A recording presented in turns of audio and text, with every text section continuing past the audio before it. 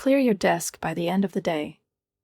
Those words blurred on my computer screen as I reread them again, trying to find some explanation for this soulless notification.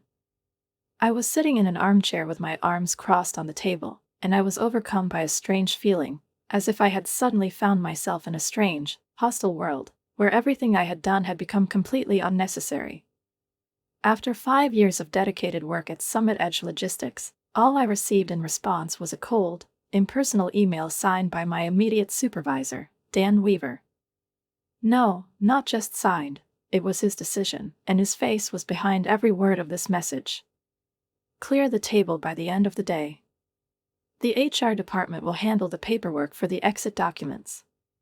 These were the first lines I read, and they seemed so far removed from reality that for several minutes I couldn't figure out exactly what had happened. Is this possible? How could I find myself in such a situation that my life, my work, which I built day after day, became such an empty, unattainable result? I frowned, reading these words over and over again until their meaning became clear. I was told that I was no longer needed. That's it. And before we continue, write in the comments from which city you are watching this video. Enjoy watching. 3 days. 3 days is all I took with me to my father's funeral. I had 3 days of approved vacation to say goodbye to the man who was everything to me, and now I was looking at this monitor, feeling the cold pulling at me from the inside. The death of a loved one is not a reason to be fired, not a reason to be rejected as an unnecessary object, but that's how I felt. As if the loss of a loved one wasn't enough reason for me to step back from my job a little to just be with my family. We need people who put their jobs first, the letter continued. And I sat and thought about how that phrase sounded in my ears. Attending my father's funeral has become something secondary, unimportant, like simply choosing between a work report and some kind of social event. I leaned back in my chair, feeling my skin creak with tension, and I couldn't get rid of the thought that if I had been more insensitive, more persistent, if I had put work first, then everything could have been different. But it didn't matter now. The office in Boise was still almost empty, with only the first rays of dawn breaking through the window, painting it in a soft glow. I came in early, eager to make up for everything I'd missed in those 3 days, because at least I had to do something to regain a sense of control.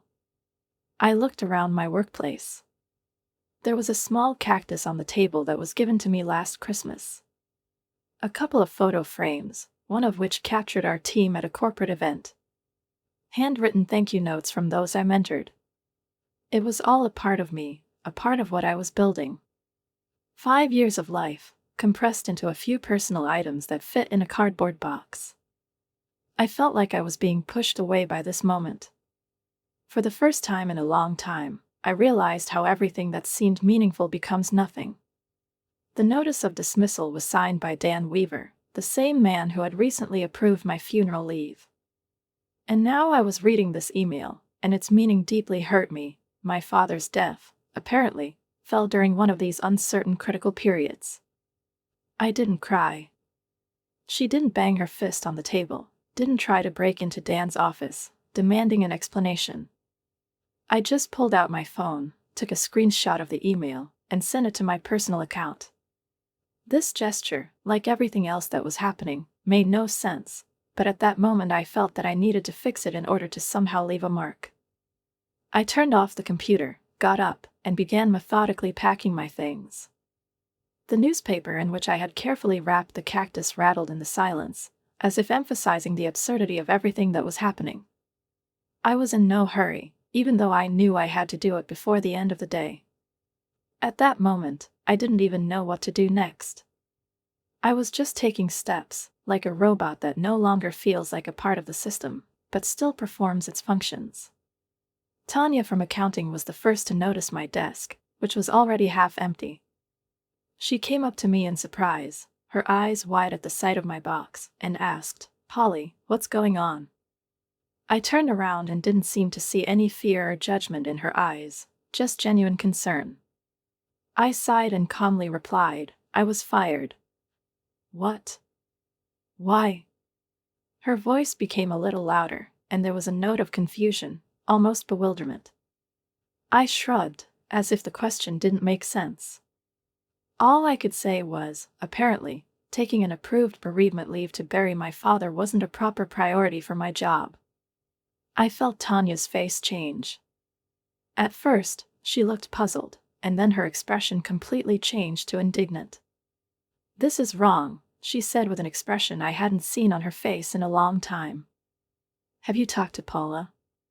The regional manager should be aware of this," she continued. I slowly wrapped up the last sheet of the newspaper and replied, "No, I'm not going to fight it, but I won't forget it." In response, Tanya nodded silently and left, and I continued packing my things. At such moments, a long-established relationship with colleagues, with whom you are on the same wavelength every day, feels almost like a family. And you know that you can always read more in their eyes than in their words. As I continued to pack my things, the atmosphere around me became more and more tense. My team members started approaching one by one, and the first was Jason, my direct subordinate, with whom I worked side by side the most. I noticed how his usual bright smile instantly disappeared when he saw the box on my desk. "That's nonsense," he said, but I didn't let him continue, shaking my head slightly. He did not yet know the full gravity of this decision. "It's done, Jason. Dan has made a decision," I said. He stood in front of me with his mouth open, trying to comprehend what was happening, but I couldn't waste any more time explaining. He was right. Last month we completed the merger with Newbrook, and thanks to their planning, our company's profit grew by 18% this quarter. It was a significant achievement that reflected on the whole team, on each of us. But, as this situation showed, it was not enough. All our efforts, all our hard work, all our dedication and enthusiasm turned out to be nothing, and now I was packing my things, not a quarterly report, not a new offer for clients, not a solution to an important task. By 9:30, all 7 members of my core team had gathered around my desk, but not with any offer of help or support. They stood side by side, silently, in silence, and I felt their solidarity, but not their comfort. Ethan, our logistics specialist, who rarely showed his feelings, looked like he was about to punch a wall, and I could feel in his gestures all the pain he was feeling being in this situation. Veronica, our account manager, openly cried, and her tears were a heavier blow to me than I could put into words. Behind her stood Michael, Louise, Diana, Gabriella, and Kayla, each with everything from disbelief to rage on their faces. They didn't believe what was happening, and I didn't believe it myself. But it didn't matter now. "You can't leave," Veronica insisted, her voice filled with despair. She continued, "The Wilson account extension will take place next week. The Hernandez transportation contract is under negotiation. None of us knows the system like you do." I just smiled sadly. Yes, I knew this system. We all knew her, but apparently that wasn't enough for the company, which rejected me as an unnecessary detail. After sealing the box, I felt the gravity of this situation envelop me, and the inevitable seriousness hung in the air. My father was gone just a week ago, and the funeral ground is still fresh, and now I have been betrayed by the company to which I devoted 5 years of my life. A betrayal that was as cold and ruthless as the electronic format itself. I took a deep breath and, without taking my eyes off my box, said, "I need everyone to go back to their jobs." In response, a harsh voice rang out from behind us. I wasn't surprised. Dan Weaver stood with his arms crossed over his chest, and his thin face, as usual, was frozen in an expression of disapproval. He was in a place where he shouldn't be, and it seemed blasphemous to me. "We need to meet the deadlines," he said with obvious irritation. I felt like everything was boiling inside of me, but I couldn't afford to answer. All I saw in his eyes was the same ruthless logic that had brought me here. "No one moved," he added, raising his voice slightly, and this phrase sounded like a sentence. A long pause. As a result, my team dispersed without saying a word. Each of them looked at me meaningfully, as if saying goodbye without words, and returned to their desks. I stood there all alone, and Dan's words rang in my ears for a long time. He came up to me, lowering his voice, as if he hoped that this way we could avoid the complete collapse of this conversation. "It could have been done more carefully if you had waited until the end of the day to pack your things," he said, but his voice was neither convincing nor even sympathetic. I met his gaze firmly, because he didn't deserve the slightest leniency. "Like the discretion you showed when you fired me by email after you approved my bereavement leave," I replied. His jaw tightened, and I saw his face become more tense. "Business needs are changing rapidly. Summit Edge needs people who understand that priorities are changing." He began to justify himself, but I didn't let him finish. My voice was deathly quiet, but its meaning was absolutely clear. "Don't finish that sentence, Dan," I warned. He froze for a moment, something like uncertainty flashed across his face, but then he straightened up, straightened his tie and said coldly, "The HR department is waiting for you." These words seemed empty and incredibly heavy to me. He wanted to end the conversation. He wanted everything to be as fast as possible, but I knew it wasn't over. "Please don't complicate the situation more than necessary," he added, and there was a noticeable note of fatigue in his voice, which I heard from him for the first time.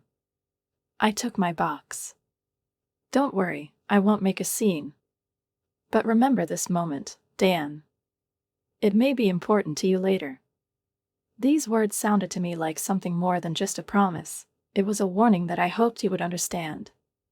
But Dan was someone who was always sure he knew everything, and I had no doubt that this moment would quickly be forgotten for him, just like all the others. The HR department met me dispassionately. White walls, minimal decor, and the sympathetic but polished expression of Barbara Kent, who joined the company just 6 months ago. She was obviously a beginner and didn't know how to behave in such situations, and I could see that she was uncomfortable, but her empathy seemed somehow automatic, empty. "I'm sorry, Holly," she said, putting the divorce papers on the table. "And I'm really sorry about your father." I answered her dryly, not hiding my indifference to her words. "Thank you." I looked through the documents slowly, and saw nothing in them except the standard formalities: severance pay, 2 weeks' pay, a non-humiliation clause, and, of course, a non-competition agreement that forbade me from working for direct competitors for 6 months. These legal terms were nothing more than empty words to me. Barbara, noticing my silence, asked cautiously, "Is there anything I should know about why this happened?" "It seems unexpected." I thought for a moment, wondering which part of the truth to tell her. But in the end, I decided it was worth telling the truth. I took out my phone and showed her the email. 3 days of approved bereavement leave, and I'm being fired for not prioritizing my work. Barbara instantly paled, her eyes widened, like a person who has just encountered something completely impossible. "This is an actual notice of termination," she said, almost as if in despair, but still unable to hide her surprise and embarrassment. "Just an email. There is no plan to improve performance. No documented warnings. No, nothing." Her gaze skimmed over the paper on which she was making notes, and I felt her professional demeanor falter, although she tried to control herself. "I need to clarify some points in the legal department." "Excuse me for a moment, please," she muttered, trying to hide her confusion. When Barbara left, I was left alone in a small office, in which the white walls reflected my thoughts. I went to the window and thought, looking at the Boise River, which slowly flowed through the city. It seemed that she did not know what rush and fuss were like, as I did at those moments. My father loved fishing, and standing knee-deep in the water on this river, he taught me patience. He said the river was moving, Polly girl, but the rocks were still. Be like stones. These words of my father, which I often remembered in difficult moments, now sounded like a deep truth. I shouldn't have reacted emotionally to what happened. I was supposed to be a rock in this storm. Barbara returned 20 minutes later. Her expression was as neutral as possible, but the tight smile still betrayed her inner struggle.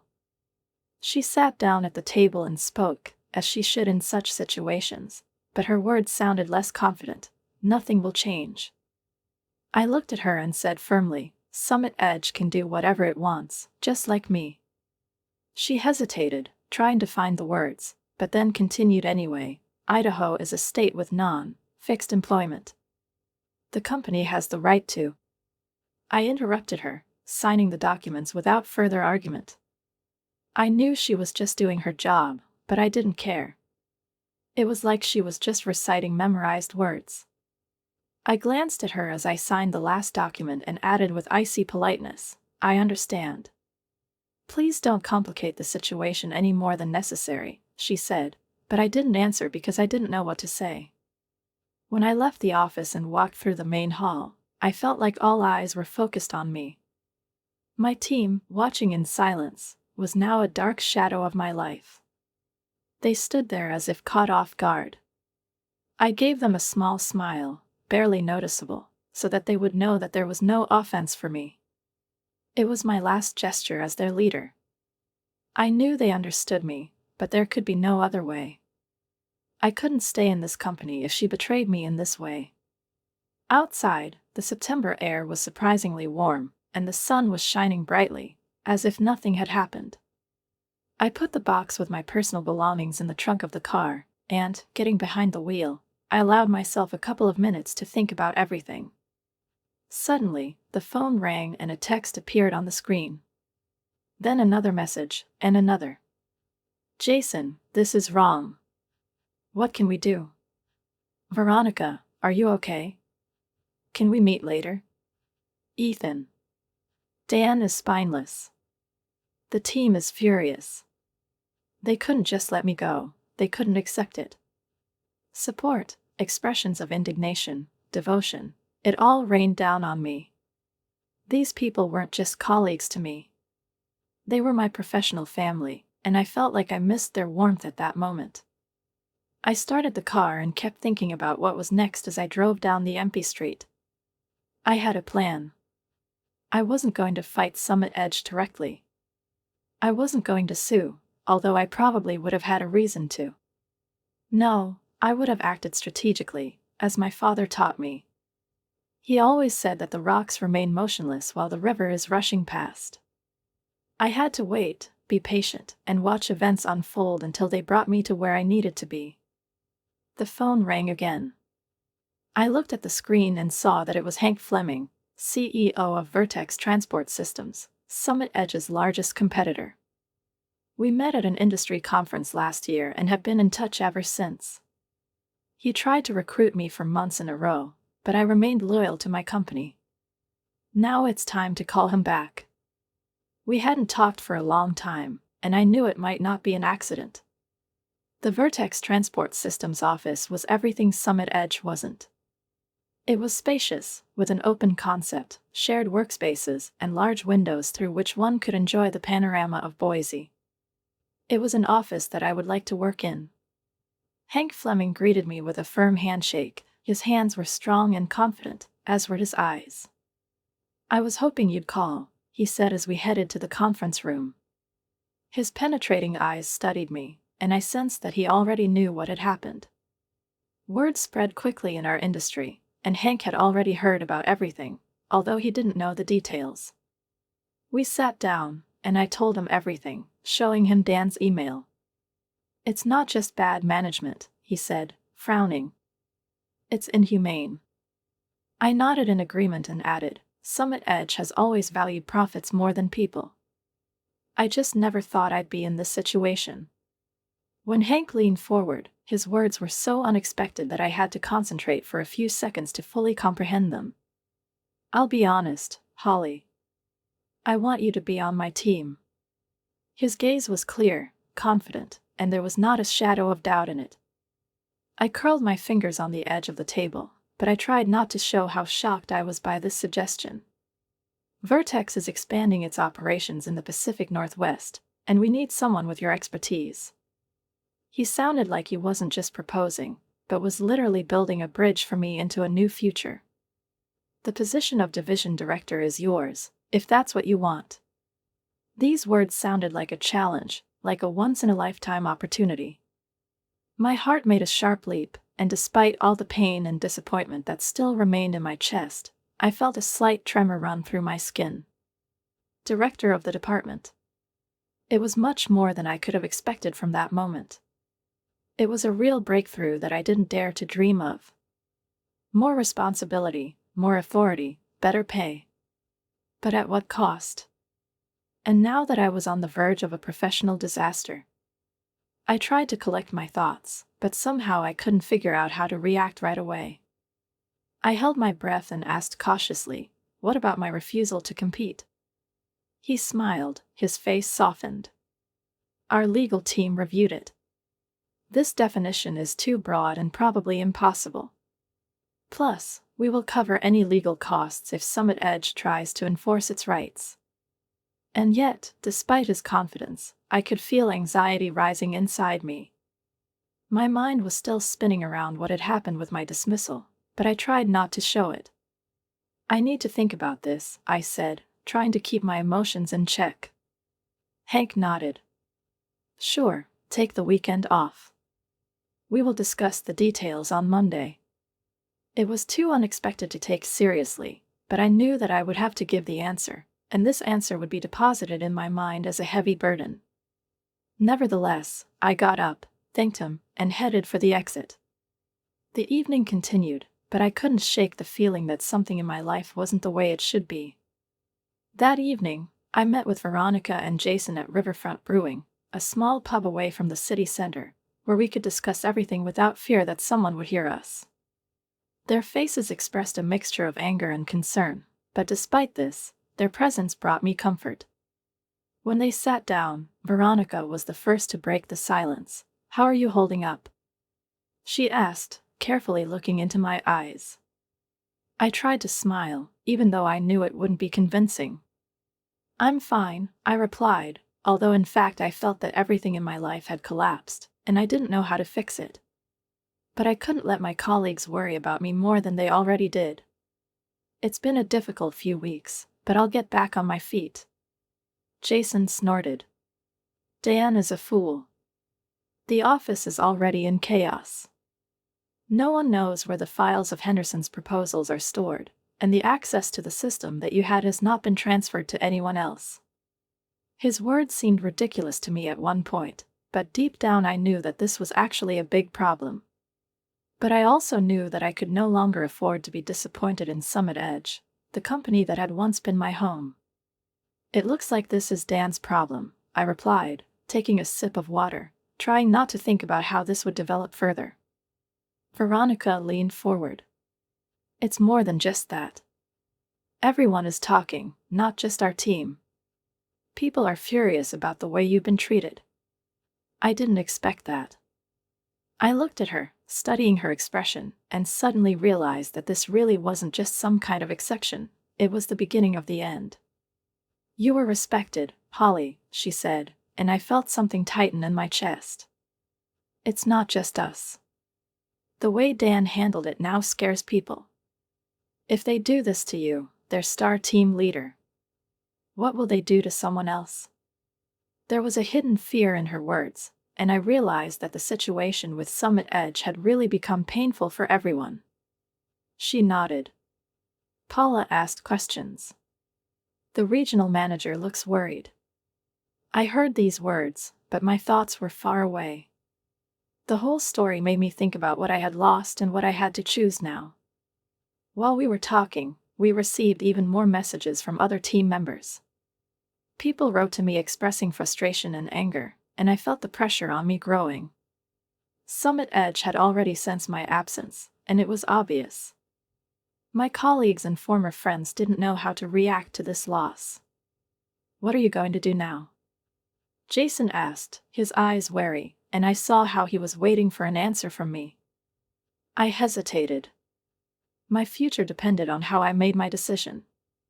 "I received an offer from Vertex," I finally said, and their eyes widened. I felt this new discovery seep into their consciousness. "But my non-competitive agreement is not always enforceable," Veronica said quickly.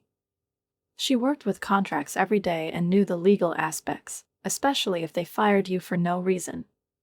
That's what the Vertex legal team said. But it was still a risk, and I understood it like no one else. At that moment, Jason's phone rang. He checked the message, frowned, and looked at us again. Dan is calling an emergency meeting tomorrow morning, Saturday. He's never done this before. Veronica explained to me that the review of Wilson's account should take place on Monday. No one will be able to find your analysis files, she added, and I felt a surge of satisfaction run through my body. These files were indeed properly stored on the company's server, but my organization system was a bit unclear to others. I didn't expect this to be a problem, but I still couldn't help but feel a certain satisfaction. I have to go, I said, gathering up my purse. There's an early meeting tomorrow. When I got up to leave, Jason caught my eye. Holly, if you hypothetically applied to Vertex, would they hire people? I fell silent, studying their faces. Hypothetically, yes. They're expanding fast, I replied, and the exchange of glances that took place between Jason and Veronica told me everything. On Saturday morning, I met with Vincent Torres, an employment lawyer recommended to me by a friend. His office was small but elegant. The walls were decorated with diplomas from prestigious universities, and heavy books with golden letters stood on the shelves, symbolizing status and experience. Everything around him suggested that this man knew what he was talking about.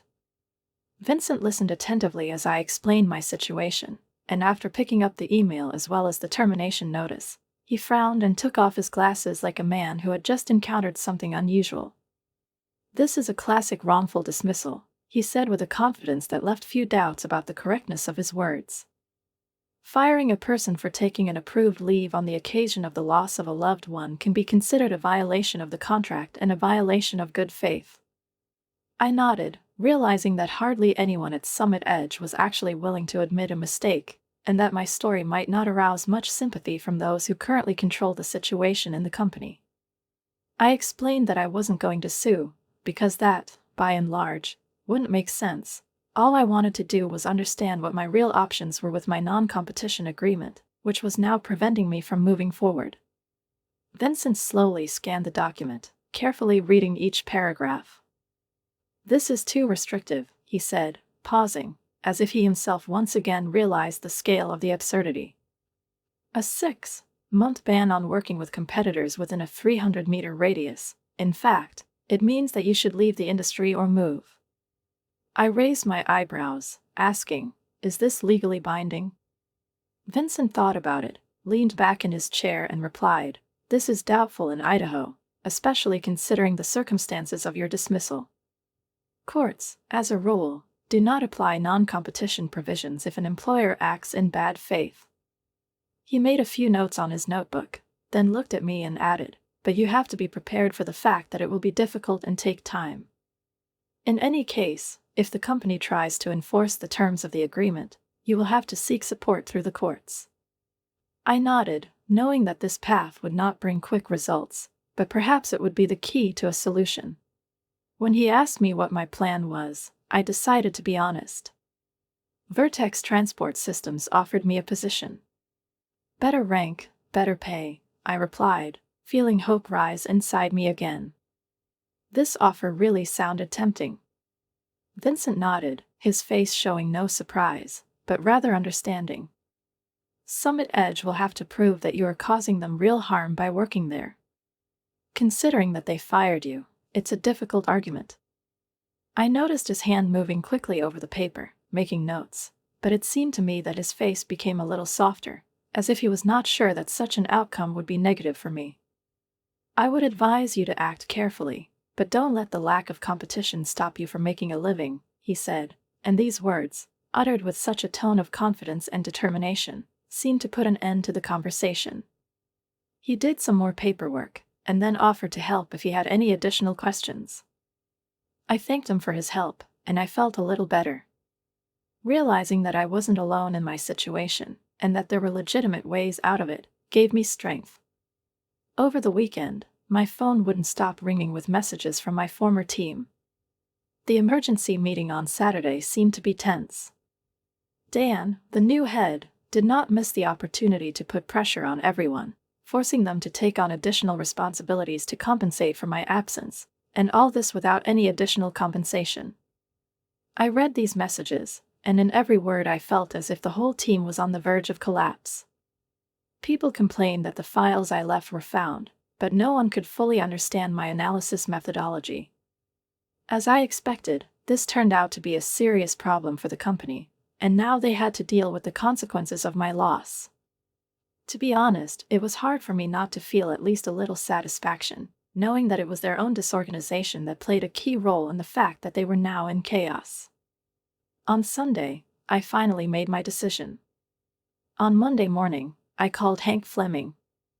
"I accept your offer," I told him, not wanting to delay the step any longer. But at the same time she added, "I have one condition." Hank, impatient, asked, "Name him." I paused, gathering my thoughts, and said, "I want to create my own team. If my former colleagues from Summit Edge decide to apply to Vertex, I want their candidacy to receive fair consideration." Hank didn't think for long and replied, "Of course, if they are at least half as talented as you, we will be very lucky to have them." With his consent, I felt my heart lighten, and a spark of hope for a new beginning lit up inside me.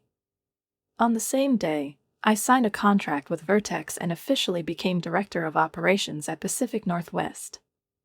The salary was 40% higher than I received at Summit Edge, plus improved benefits and a bonus upon taking office.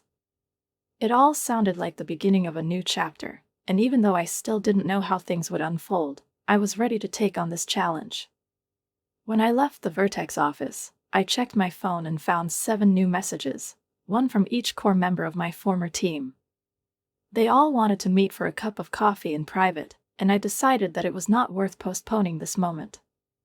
On Tuesday morning, I was sitting at a quiet corner table in a small coffee shop in the city center, watching the first morning rays fall from the window. I waited. Jason came first, then Veronica. One by one, Ethan, Louise, Diana, Gabriella, and Kayla joined us until we filled 2 tables pushed together. Without preamble, Ethan said, "Summit Edge is crumbling. Dan controls everything at the micro level. Paul is breathing down his neck, and customers are asking questions," he added, and Veronica added fuel to the fire by noting, "Wilson's account is threatening to close." They wanted to know why I wasn't doing their renewal. I sipped my coffee, listening to each of them share similar stories of chaos and frustration. We were all in the same boat, a team that had been betrayed, and which was now torn apart not only by internal disagreements, but also by the unbearable burden of discontent and disagreement with the way business was conducted. "We heard that you've accepted an offer at Vertex," Jason finally said, and all eyes turned to me, not suspiciously, but with obvious interest. The others fell silent, watching me intently, and it became clear to me that this information, although not news, was received with some kind of hidden expectation. News travels fast, I noticed, and I tried to look away, but to no avail. I knew they expected something else from me, some kind of confession or justification. "We want to come with you," Veronica said firmly. The others nodded in agreement, and their faces were full of determination, albeit concern. I studied their faces, looking for the slightest signs of doubt or fear. "You all have good positions at Summit Edge and reliable jobs. Are you sure you want to risk it?" "What kind of security?" Lou asked bitterly.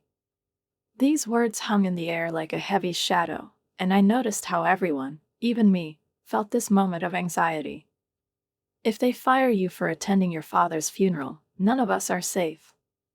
"Vertex is recruiting employees," I said carefully, trying to make my voice firmer. "I can't promise anything, but I can recommend you. Each of you will need to submit an official application." "We've already done that." Gabriella opened it, taking out the printed copies of the confirmation letters.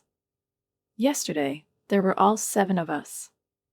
I couldn't hide my surprise. "You applied before you talked to me." "We trust you, Holly," Kayla said simply, and I felt more than just trust in those words.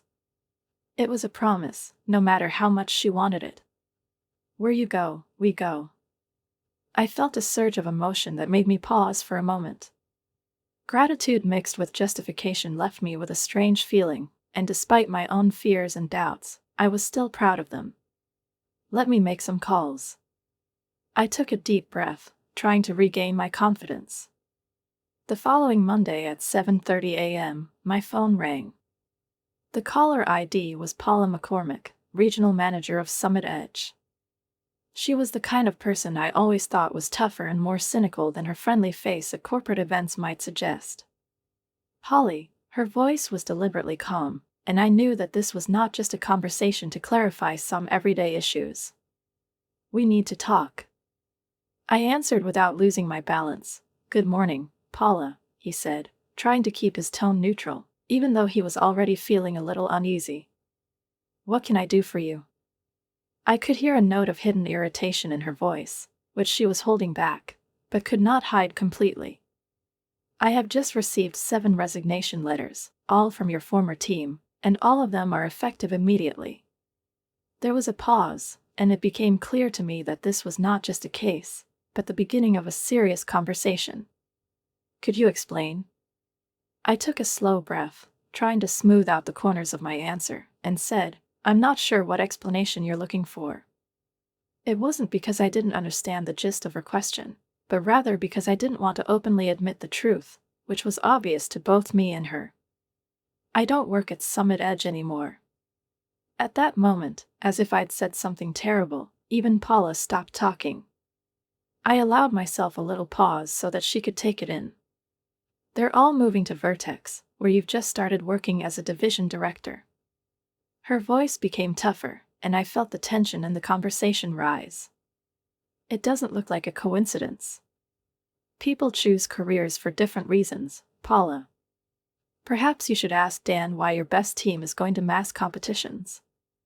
I could feel the bitterness in every word, and perhaps by holding back, Paula felt it. It's about your dismissal, isn't it? Her voice became almost humble, like a person who was ready to admit her guilt. I felt strangely relieved that she had finally indirectly acknowledged her responsibility. She sounded humble now.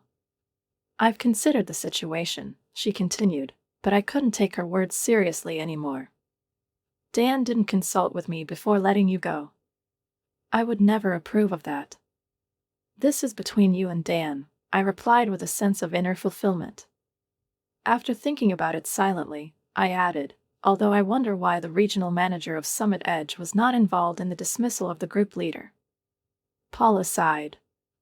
She obviously wasn't expecting such a reaction, but I didn't care. It's not just about her. Dan stated that it was an urgent performance issue that couldn't wait for me to return from the conference in Seattle. I trusted his judgment. Obviously, it was a mistake. Her words about trusting me sounded like a lie. I didn't say anything, allowing the silence to become awkward, and it was all part of completing this stage for me. Listen, Holly, Paula finally continued. I am ready to offer you to return your position with a 10% raise and an official apology. We need your expertise. I thought about her offer, but immediately declined. Wilson's account is in danger of disappearing. I appreciate your offer, Paula, but I've accepted another job offer. We will pay the same amount as they pay, plus 15%. It's not about the money. What should be done then? There was desperation in her voice now. The simultaneous departure of 7 key employees is a disaster, Paula said, and I felt her voice tighten with the realization that, despite all her power, she couldn't do anything. My former team was not just a group of people fulfilling their responsibilities. It was a structure that she carefully built, relying on their loyalty and commitment. She was sure that they would always be with her, until I intervened and destroyed this idol, leaving her facing a fact that no administrative decision could hide.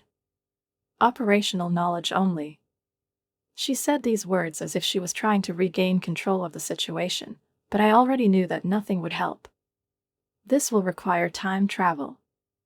She was willing to spend all her efforts to fix the mistakes, but it would take a lot more than just words and promises.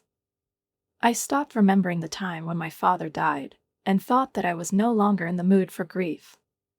Yes, some of them were on edge, showing basic human decency instead of punishing me for grieving. They showed an understanding that this loss was important to me, But now that I had made the decision to leave, nothing could be fixed. I knew I couldn't handle it even if I sought solace in what had happened up to that point. The line went quiet. I didn't hear any words or signs that Paula might change her mind. I sighed again, not knowing what else to say, and finally said, "I have to go, Paula. I'm starting a new job today and I don't want to be late." These words seemed to draw a line under what we could discuss. I wasn't going to make excuses to her or anyone else. My decision was made, and it didn't depend on what Paula or anyone else could offer me. "You're non-competitive, right?" she began, but I did not allow myself to give up before her calculations. "Don't be shy, let your lawyers contact mine," I replied calmly, trying not to get stuck in unpleasant thoughts. Although they might want to review the circumstances of my dismissal first. By doing this, I showed that, despite all her promises and threats, I was no longer a part of this world. I was not dependent on these people and their manipulations. After hanging up, I drove to the Vertex office, arriving early to prepare for the workday. I've always tried to be prepared, especially at times like this, when I need to prove that the choice I made was the right one. Hank met me in the lobby, beaming, as always, with his indescribable optimism. "We are considering all 7 of your former colleagues," he said with businesslike, but at the same time sincere interest. "Their qualifications are impressive. The interviews start on Wednesday." I nodded, feeling a part of me relax, despite the tension of the current situation. "Thank you for giving them a chance," I replied, holding back my emotions. He looked at me, almost with some inner pride. "It's quite possible, Holly. Their main talent. Summit Edge's mistake is our advantage." I couldn't disagree, even though I knew perfectly well that this benefit would turn into a difficult and long struggle, and they all knew that now everything would really begin. It wasn't just a game, it was a fight for respect, for a place in the sun, for everything I lost when I left my old life. 2 days later, I got another call, this time from Barbara Kent from Summit Edge's HR department. I didn't know what she was going to tell me, but I intuitively felt that this wasn't just another official piece of paper. "I shouldn't have told you that," she said softly. I froze, feeling like those words were changing everything. However, Dan Weaver has been placed on administrative leave pending a review of the case. It was like rain out of the blue for me. Everything I knew about Dan couldn't explain why he was in this situation, but I didn't care.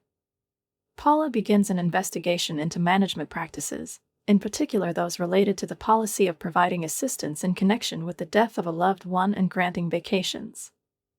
I could have expressed gratitude for the information, but instead I felt like I was being used to some extent in order to save their own reputations. "I'm glad to hear that," I said sincerely, but the words sounded empty. "Now the board of directors has intervened," Barbara continued. "The loss of an entire specialized team in favor of a competitor was a wake-up call. They're going through all the layoffs over the past year. It was their mistake, and they were now trying to smooth over the consequences." By Friday, all 7 members of my former team had received and accepted offers from Vertex. We met at dinner to celebrate by raising our glasses and toasting. "To new beginnings," Veronica said. "And to Holly," Jason added, who showed us what true leadership looks like. It was important, it was a victory, and I felt like something in my life was back on track, but still there was no sense of completion. I could not forget that it was not only victory that led me to this path, but also loss. The following week, I received an official letter from Summit Edge acknowledging my wrongful dismissal and offering to resolve the situation in order to avoid legal proceedings. I accepted this offer not because of the money, but for the sake of officially admitting that they were wrong. On the same day, Wilson's client signed a contract with Vertex, joining us after learning that their favorite team was now working under my leadership. The river has changed, but we have remained as resilient as the rocks. Just like my father taught me. 3 months later, I was standing in front of the largest Vertex conference room, presenting our quarterly results to management. The numbers speak for themselves. Our division grew by 30%, with 4 major customer acquisitions, 3 of which were former Summit Edge customers, as well as increased operational efficiency, which reduced costs by 22%. An exceptional job, Holly, Hank said when I finished. You and your team have exceeded all forecasts. I smiled. My team deserves credit. They were wonderful. After the meeting, I returned to my office and saw that 7 members of my core team were waiting for me with a cake. I stopped at the door, not immediately understanding what was going on, and only after a few moments did I realize that there was a real cake on the table, decorated with bright letters and small candles. I asked, surprised by such an unexpected surprise. It's been exactly 3 months since we all left the ship together, Jason explained, smiling as if this date had become something important and worthy of celebration. We're celebrating Independence Day, he added with a touch of irony, and I couldn't help but laugh. It was really funny, and I could feel the warmth spreading inside, despite all the worries of the last few months. You're all funny but happy, I replied, not hiding my smile. Veronica added, seriously, Holly, everyone is doing well here. And that was probably the most sincere praise I could hear from my colleagues, because what they said really mattered. Each of them grew professionally in their new positions at Vertex. They had more autonomy, more resources, and, most importantly, they finally got recognition for their contributions. But most importantly, they were valued as people, not just as productivity machines. This was what I dreamed of for my team, and I felt like I had achieved my goal. My phone vibrated, interrupting this moment of calm, and I looked curiously at the screen, where a news message appeared. Summit Edge Logistics announces restructuring amid customer churn. I showed it to the group, and everyone immediately stopped eating the cake, exchanging glances. I heard they lost the Hernandez contract last week, Ethan said, cutting another piece of cake. This is 20% of their income in the Pacific Northwest, he added with involuntary bitterness, as if this was a long-awaited result for us, although I knew for sure that we did not wish them harm. Dan is gone, Lewis added. I vacated my office on Friday, and I felt this information catching on to all of us, even though we probably didn't want the situation to reach such extremes. Paul is trying to save what's left, but I don't feel any pleasure from the Summit Edge fight, just a sense of justice, I said thoughtfully.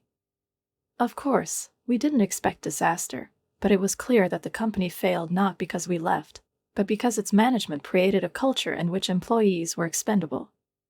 Where attending his father's funeral was considered a lack of commitment. I raised my glass of water, feeling my words gain strength. Let them understand that the strength of a company depends on how it treats its employees. And Holly, Gabriella added, who showed us that we deserve better. She said it with pride, and I felt these words overwhelm me from the inside. We all deserve better, and this was not just a statement, but a vital truth that united us. 6 months after joining Vertex, I received an unexpected invitation to lunch from Paula McCormick. She left Summit Edge and joined a management consulting firm specializing in organizational culture. We met in a quiet restaurant overlooking the Boise River, where the atmosphere of the place was kept quiet and cozy. Paula looked different, more relaxed than I remembered her in the days when she was at the peak of her career running the company. The permanent stress wrinkles around her eyes had smoothed out, and her face didn't have the tension it used to have. She met me with a look full of gratitude. Thank you for meeting me, she began, and I felt like her words sounded sincere, even though there was something more behind them. I wanted to apologize properly for what happened, she added, and I couldn't help but notice how this phrase sounded like an admission of guilt. You weren't directly responsible, I reminded her. No, but I created an environment that made it possible. She sighed, her gaze becoming heavier. After you and your team left, everything fell apart, she continued, and I felt my eyes involuntarily narrow at those words. The board of directors engaged external consultants to assess what went wrong. The report was not flattering to any of us in management. I nodded, waiting for her to continue. Summit Edge is being acquired by Meridian Shipping, Paula said, for a portion of the previous valuation. They mostly buy a list of clients and physical assets, and this news did not surprise me, because Summit Edge had been losing clients and talents for months, and I knew that such an outcome was inevitable. What about Dan? I asked, hoping that she would clarify his fate at least a little. Last I heard, he's still unemployed. His reputation in the industry. She stopped talking, and I realized that said it all. Let's just say your story has spread widely, she added, and I no longer felt any satisfaction from these words. I did not share the details of my dismissal, but I did not hide them either. When I was asked why I left Summit Edge, I told the simple truth. I learned a valuable lesson from all this, Paula. Now I'm helping other companies avoid making the same mistakes. When we finished lunch, Paula asked the question that I felt had been going through her mind all this time. Was it worth leaving in silence instead of fighting? I thought about it, because there was not just concern in her voice, but a certain shadow of regret. My thoughts instantly returned to the moment when I left Summit Edge, leaving everything behind. I was thinking about my team at Vertex, which is thriving, motivated, and treated with respect. It was a major achievement to build not just a team, but a team capable of working with dignity and high personal responsibility. I thought about the customers who have followed us and are now receiving better service. We have done so much to take the company to a new level, and it was not just an improvement in performance, but a real transformation that brought joy and satisfaction to all of us. I thought about my father, who taught me that sometimes the strongest reaction is not the loudest. His words always rang in my head when it was difficult for me to make a choice. Yes, I replied, holding back all the feelings that had accumulated over the years. I was confident in my position. The results speak for themselves. And that was it. A year after that fateful letter that changed the course of my career, Vertex appointed me Executive Vice President of Operations for the entire Northwest region. My department has become the jewel of the company, efficient, innovative, and with the highest employee satisfaction rates in the organization. I couldn't help but be proud that the team and I were able to achieve such heights, despite all the difficulties we went through. Each of the 7 members of my team has also been promoted. Now Jason is in charge of his own department. Veronica has transformed our approach to customer service and earned recognition throughout the industry. The others also excelled, and their talents finally received well-deserved recognition. Each of them became who they always should have been, and I felt my soul fill with pride for those with whom I walked this path. I remembered all the difficulties we had gone through, and realized that they were the ones that made us strong. On the anniversary of my dismissal from Summit Edge, I received a small package in the mail. Inside was my old cactus, now slightly grown but still in bloom, with a note from Barbara Kent. I saved this from your desk. I thought you'd want it back now. Summit Edge will close for good next week. I put the cactus on the windowsill, where it received a lot of sunlight. Like me, he survived exile and found a better place to grow. We both survived, we both changed, and now we were facing a new stage. This cactus was like a reminder of the past, but it wasn't a symbol of defeat for me. On the contrary, it has become a symbol of the fact that, despite all the storms, you can find a place to grow. And I knew that he would continue to blossom, just like my life. That evening, I drove to the Boise River and stopped at the shore where my father and I used to fish. The water, as always, flowed smoothly around the stones, endlessly repeating its endless and measured song. I thought about how one single moment, a cold email about my dismissal, eventually led to greater success and happiness, not only for me, but for everyone who followed me. You were right, Dad, I whispered to the river, feeling those words become a part of me. Sometimes you need to stay calm and let the current do its thing. I said this without hoping for an instant response, but I knew in my heart that my father was always with me, even if he wasn't physically there. Looking back on my journey from being a fired team leader to executive vice president, I realized that my revenge was not the destruction of Summit Edge. My revenge was to create something better. A workplace where bereavement leave would not be seen as a lack of commitment, where people would be valued not only in terms of their performance, where leadership would mean empowering others rather than controlling them. I understood that the real power lay not in destroying what had hurt me, but in building a new world that would make the old system obsolete. It was my victory, which did not consist in cruelty, but in the ability to preserve humanity and respect. My father would be proud of that. I was sure of it because his lessons were the foundation for me. He always taught me that life is not just a struggle for survival, but a desire to create something that has value and brings joy to people. I could have destroyed Summit Edge, laughing in my revenge, but I chose a different path. I've built something that will last much longer than all the shattered dreams of those who once didn't believe in me. Looking into the future, I felt nothing but gratitude for the path that had brought me here, even for its painful moments. Sometimes the worst moments lead to the best results. If you remain steadfast as a rock while the river of change rushes by, you will be able to find your way, even when everything seems to be falling apart. And I knew that my journey was just beginning,